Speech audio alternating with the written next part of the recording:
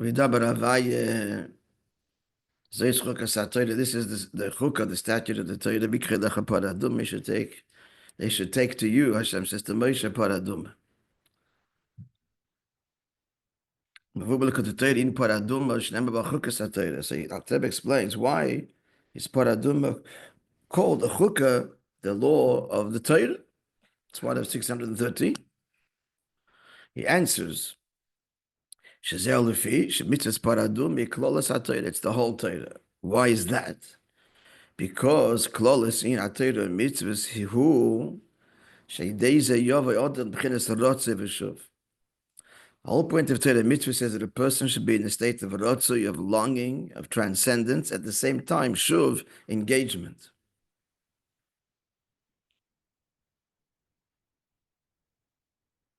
Rotze v'shuv is a lashon. Anybody, where does it come from? Is rotze v'shuv?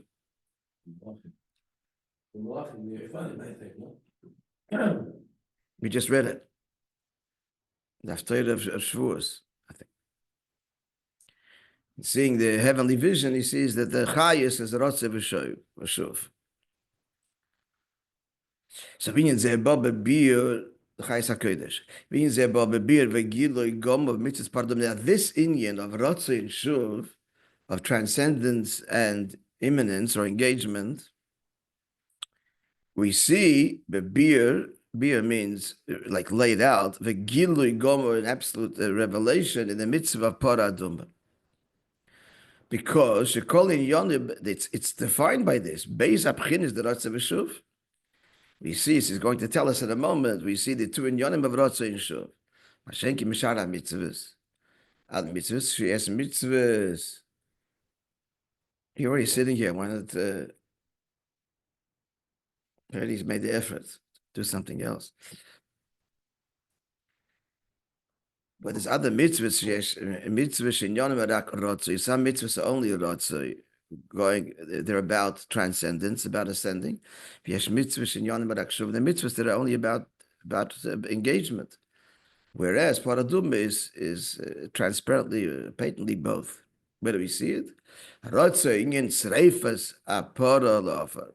So the rotze is the fire, elemental to the mitzvah paradum is fire, to reduce it to ashes. Now you have that in Kodabonis as well, but here vashuva inyan v'nosan olav mayim chayim el keli. So you have to put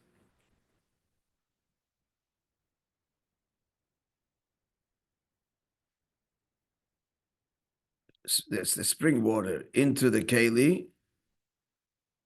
What's the olav here? V'nosan olav, the ashes. The Bemis Kodabonis also have this, because Kodabonis you have what? The Nesach, when you say the Nesach, but it's still a separate mitzvah. It's a separate Indian. Here in the Paraduma Gufa, to make Pashat in Paraduma, the ashes, you have to have Mayim, and you have to have, it's got to be burnt.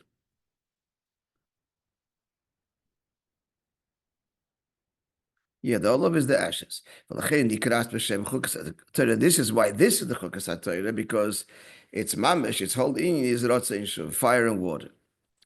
The question now is, how does this accord to the simple meaning? The mitzvah is paraduma. Now, what's paraduma? It's a law that's not understood in seichel. How so? So classically, it's purification property. It purifies the impure. And it makes impure those that are pure. He's referring to the din.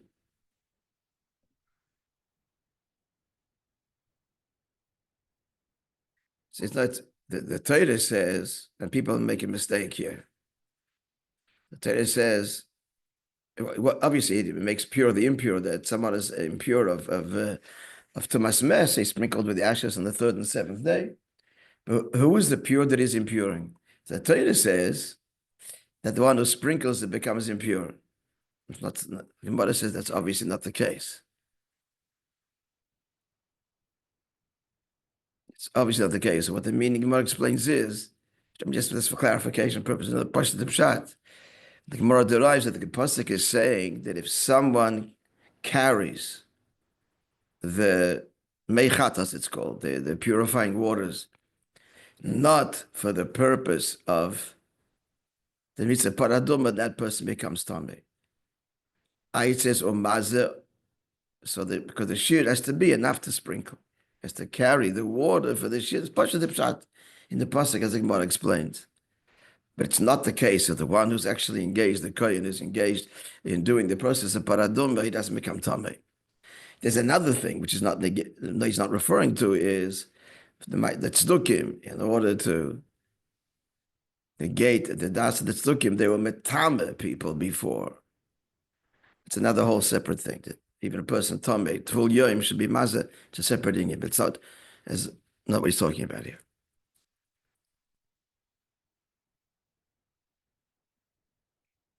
Okay, so that's the paradox, that fact that these holy waters, they bring tahara and they bring tumah. Someone carries them and it's not in the process, not for the purpose of sprinkling, it becomes tummy. The second thing about it that's not understood, part of the way it's made, it has to be made outside the three encampments, even outside the Machne Yisrael. All korbanos are prepared, dafke in the pnim, and the more holy it is, the closer to the Kodesh HaKadoshim. On the right side is where they h'tשכ the kodesh, the right side of the mizbeach, close up to the heichal. The other korbanos can be sorted anywhere in the courtyard, but all of them have to be bifnim. Bifnim means in the courtyard, in the azorah. And here we're burning.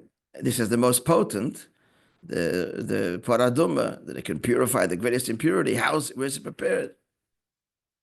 Outside. So it's the five seichel. So the shaila is, and continuing the question, Rashi says, why is it? Because the Satan and the nations of the world, Minyan means they agitate.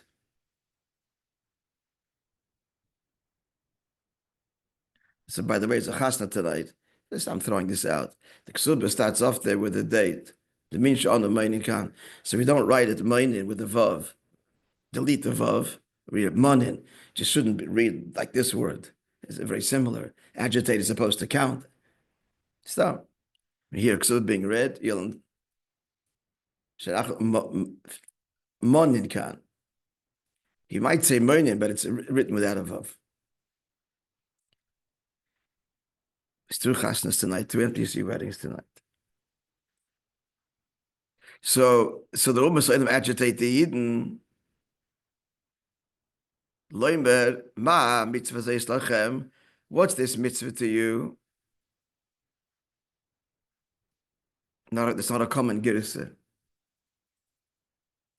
Not a common girsa that lachem. But so it's brought down, he says, in the Maimar of the Fitigid of Tafrish Pi Zayin, which we'll talk about later in this Maimar, okay? Well, ma tam yesh, but what reason does it has? The Rashi continues, Kosa b'chuka, the Mishnah says chuka, Gzeili milafana, it's a decree before me, in l'chodeshus l'hadachara, you have no permission, l'hadachara means to think about, to question, to inquire about. You have no permission because it's a decree. V'oid,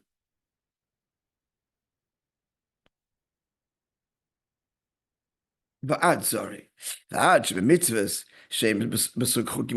not only is it a choik, which means it's beyond seichel, but even within those mitzvahs itself, in the categories of chukim, paradum is different than the other statutes, like shatnas or kashrus. And generally we understand, Kushya says questions. But paradum is the one mitzvah there's absolutely no rationale at all. Therefore, King Solomon, the wisest of all men, said, "I'll call Eila Madati." I understood everything. I stood, meaning I grasped it. Stood my ground and I grasped it. Parshish paraduma chakarti v'sha'alti pishashti. Paraduma, I inquired and I asked and I searched. Marte, I said, achakme, I am wise, or I'll be wise. V'chekimen, it still remains elusive. It remains distant from me. Parak l'Moshe Omar, HaKadosh Baruch Hu, only to Moshe Rabbeinu, the Eibishter said, L'chani megaletam pada, to you I will reveal. I reveal the reason for paraduma. The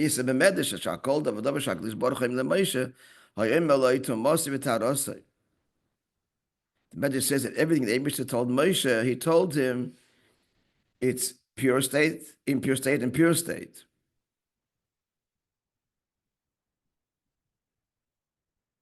How they become impure, but how they reach purity. So the Medrash says, "But given Shigir, the Parshas Emer el HaKoyanim, when he came to the Parshat Emer, Lafon el Bnei Shalaylam, this is the laws of the Koyanim being pure. So Moshe says, what if they all become impure? How are they going to become pure?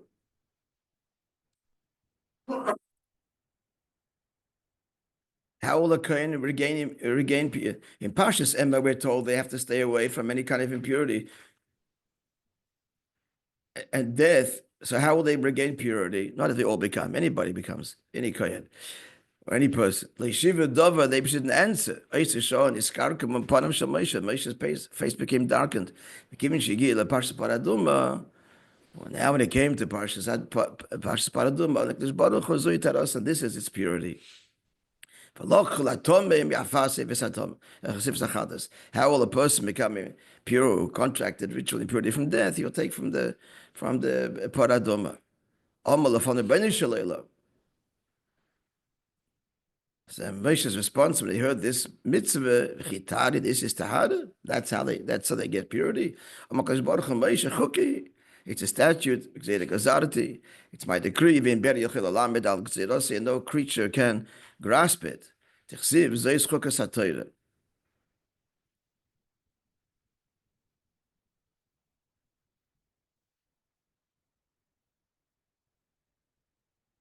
We have to say that then later the Eibishter told him, I will reveal the reason. But initially he was completely confounded by it. That is all bringing out the paradum is different than all the other mitzvahs, even chukim. So the question is, how could this represent all mitzvahs? On the contrary, it's the one exception, not the one that should represent them all. That's the basic question. Okay, tomorrow is what day? Friday. We'll continue tomorrow.